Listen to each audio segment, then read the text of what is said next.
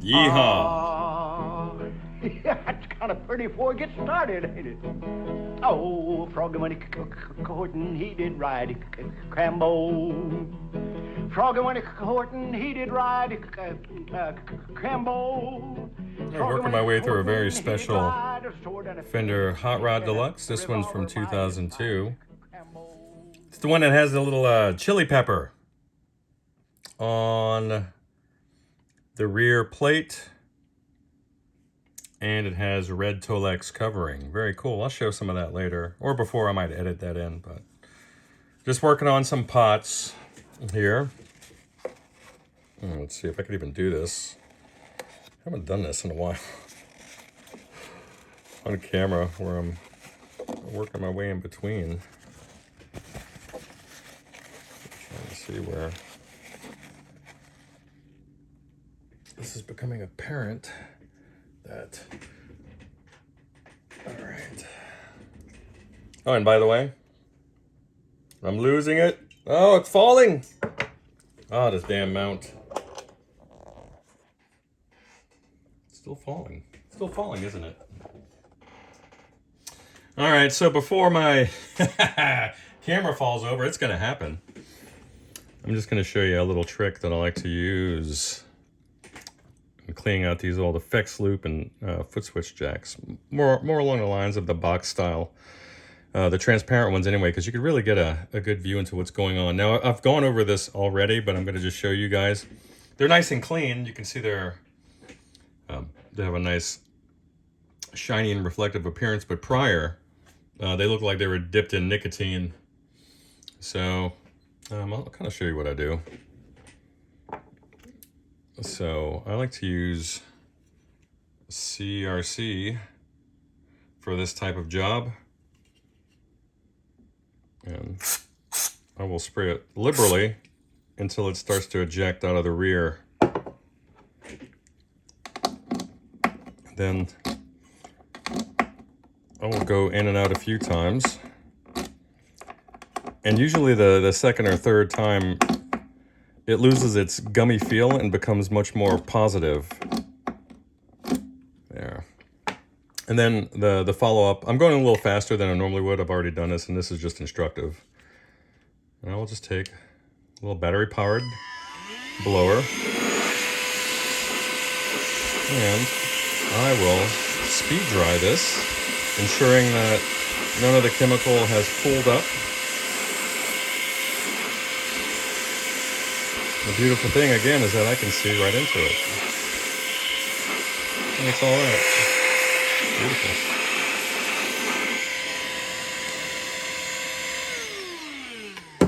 I like it.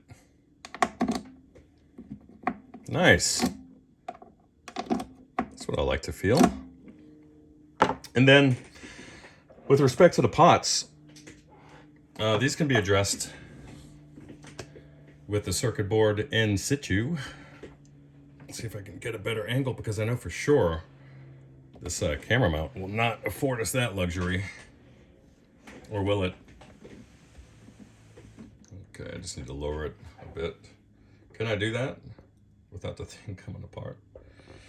All right, that's about, all right, let me angle the amp for you guys and zoom in. So, the point of entry for your chemical of choice will be at the bottom half.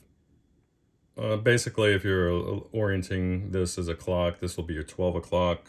Oh, you can't even see that. This will be your 12 o'clock. This will be your 6. It'll be your 6 o'clock.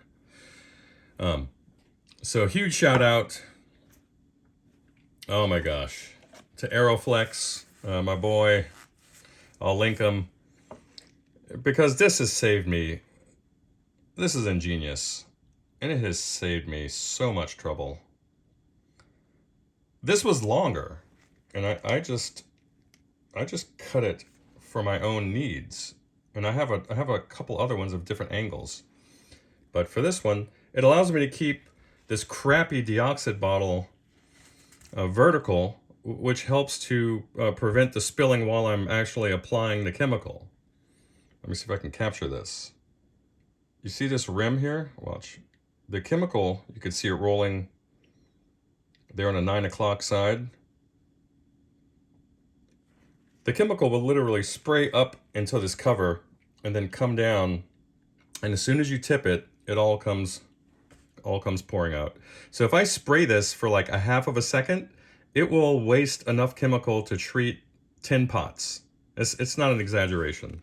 It's absolutely disgusting. It's terrible. All right, so generally what I do with these pots, generally, I'm just going to use this guy for an example since he's clear. The brackets that help to support it on the PCB can be useful because it captures the chemical as it kind of rolls out of the pot. It's going to do that. And it's unavoidable. But what I like to do is, while not endangering the lives of any components that may be situated between, I like to carefully place a little bit of paper towel to capture any spillage. We don't want a gummy circuit board. That's terrible. And I'm going to use this to, again, capture the mess as I use this applicator. And again, a huge shout out for Aeroflex for these applicators. These have saved me so much time. Okay, check this out. I just literally... Can I even... How do I do this without destroying it? Okay. Just hooks right under there. See that? Boop. Right under there. I'm trying to do it through the phone. And it's kind of difficult to do that. Let me angle this. There it is. So now the nozzle is pointed directly into that aperture. And I have access to the internals of this pot, which is a thing of beauty. So I'll just give it a little double spritz there. And I just actuate the pot. And all of a sudden, it feels smooth. And it doesn't feel like it's lost all lubrication, as though you've used alcohol, because it's not gonna act like that type of solvent. And then I just kind of wipe that up. But when I go to turn this amp over back onto its feet, that chemical will not have evaporated.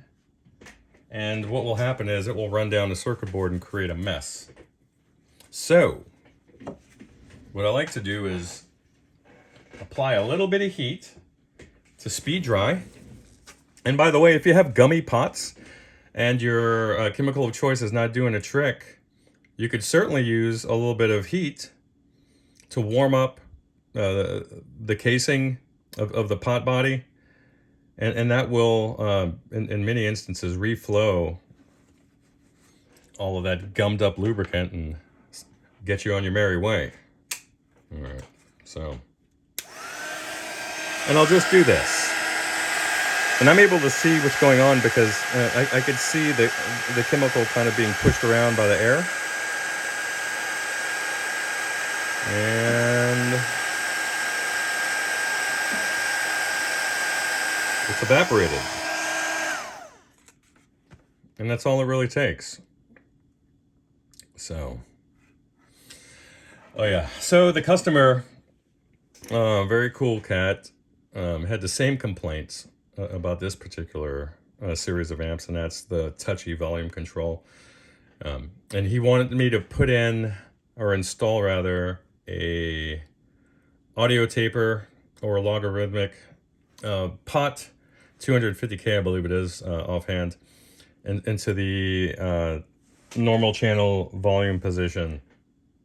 Well, Fender actually started doing that, and I believe in this time frame, this amp was constructed around 2000s, early 2000s. This one already has an audio taper pot installed in both the master position and on the normal volume position. So that's going to save him some money, although it will not save him any frustration. Because even to be completely honest with you, these amps are loud, even with audio taper pots. It doesn't do much. It really doesn't. And the best thing you can do in these particular amps is if you're not using the effects loop, just to get one of those little boxes with the potentiometer. and use that, or use a volume pedal through your loop. And that's the best thing you can do, to be completely honest with you. What else can I tell you about this one in particular? I think that's it. Yeah, if you're in that situation, do these pots, do these caps, would they benefit from being refreshed? Would the amp benefit from refreshing these caps? Of course it would. But this particular amp, and actually the last couple that have come through, there's incredibly low background noise. I mean, it's just barely any 120 in the background. I'm going to measure ripple on the power rail, but from what I'm hearing, there's nothing significant. I would suggest doing the whole low voltage thing if this amp didn't have an audio taper, a set of audio taper potentiometers. I would recommend that, because hey, the board's coming out anyway, and you might as well just do the whole thing. I would say, hey, let's change the caps, let's do all this stuff here, and just get it over with. You know, buy once, cry once. But that's not the situation that this fellow's in. So his caps are still in great shape. The pots of choice have already been installed. So I'll throw the ball over the fence to him and let him decide what he wants to do, but those are the options at this point. Oh yeah, if you have a rattle that you can't seem to track down, if you have a rattle that's just aggravating you, and you just don't know where it's coming from, and you've done everything. Have you done this? These guys are always loose and rattling.